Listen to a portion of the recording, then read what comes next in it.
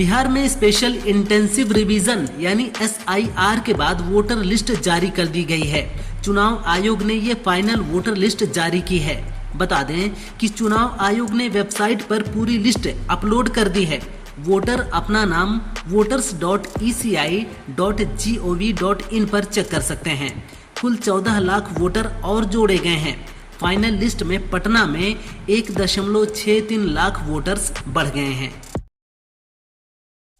सपा नेता राजकुमार भाटी ने हजरत मोहम्मद साहब को लेकर दिए बयान के बाद अब सफाई दी है। उन्होंने कहा कि मोहम्मद साहब के बारे में मेरे द्वारा कही गई बातों के कुछ हिस्से को वायरल करके कुछ लोग सोशल मीडिया पर लगातार गाली बक रहे हैं। ये देश, समाज और मानवता के लिए बहुत खतरनाक है।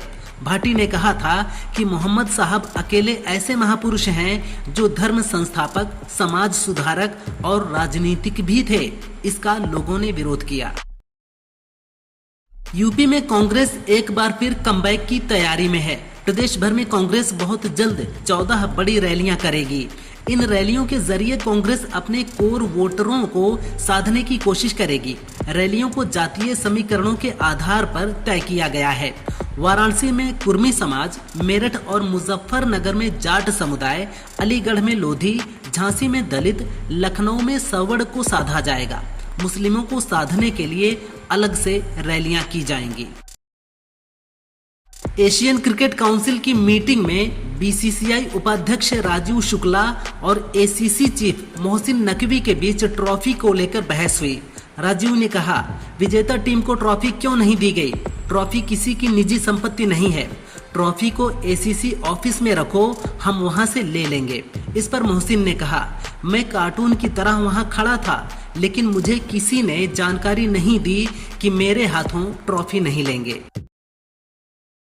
लखनऊ के बाद अब गोरखपुर में I love Yogi Adityanath, I love bulldozer के पोस्टर और होर्डिंग लगे नजर आए।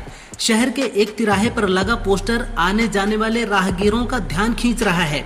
पोस्टर के सबसे ऊपर I love Shri Yogi Adityanath ji, I love bulldozer slogan लिखा हुआ है। एक दूसरी होर्डिंग में CM योगी की बड़ी तस्वीर के साथ बुलडोजर का फोटो लगा हुआ है।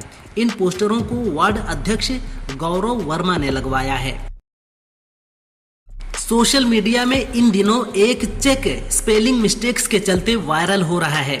चेक पर रकम अंकों में 7,616 रुपए तो सही लिखी है, लेकिन अंग्रेजी शब्द ऐसे लिखे हैं कि लोगों के होश उड़ गए। लिखा था 7 थर्सडे 6 हरेंद्र 60 रुपीज ओनली।